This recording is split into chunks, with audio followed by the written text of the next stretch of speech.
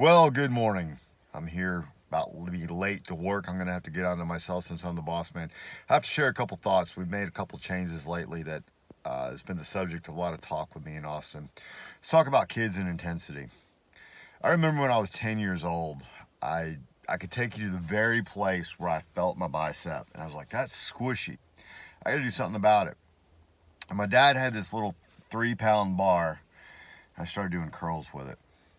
And that's what led me into trying to pursue the achievements of Arnold Schwarzenegger. And I never had a coach, never had anyone to talk to me about intensity. It was something natural that came from inside. I remember in my little itty bitty room back home in Jacksonville, Florida, doing a set of squats. No one taught me how to do that. Knock, knock, knock, knock, knock on the door. My neighbor next door heard me pushing myself so hard that they came over to check and see if everything was right. All right. Um, Interestingly, we have a bike up at the house. Austin doing a set on the stationary bike. Ah, ah, ah. Neighbor calls up from below. Is everything okay? Intensity is just, it's, it's like this. There's a Conor McGregor quote. I have this amazing physique, and I just want to push it and see what I can do with it, see how far I can take it. And I know there's people out there that want to go out and sort of, do our work, and great, that's fine for them. I don't condemn that. They're working, and I respect that. I honor it. But at the end of the day, I want to know that I killed it. And I think Austin's the same. Right now, I'm depressed with him simply because there's no intensity in life, and I'm trying to make up for it. But why do I want to spend, or why would any athlete want to spend 2 hours of their time and half-heartedly work? What's the point?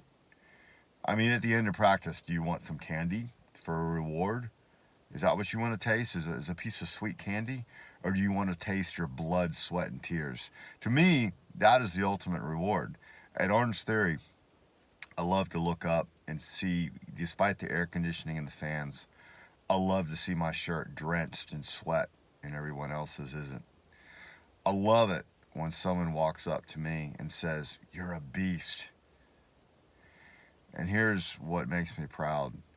Numerous times people have walked up to Austin and said, "Man, you're a beast." So, in terms of training, I don't think we should ever try to push a kid or anyone beyond what they feel comfortable and enjoyable. But in terms of some people, they're not living unless they're pushing. And I guess what we're trying to deal with right now is there's no push. There's flowers and candy and hugs. I don't know. But right now there's no push, and we're both sort of depressed about it. So it'll be interesting to see what goes down. Um, how this evolves, how this story evolves. But why would you spend hour, 2 hours of your day?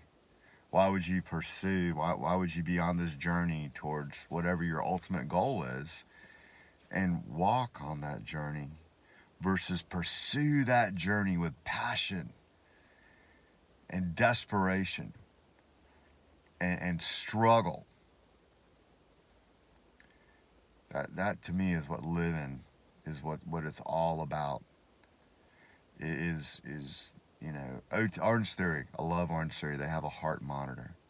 Why do I want to spend an hour at 70% when I can spend an hour at that beautiful red zone, red at 92 to 100%?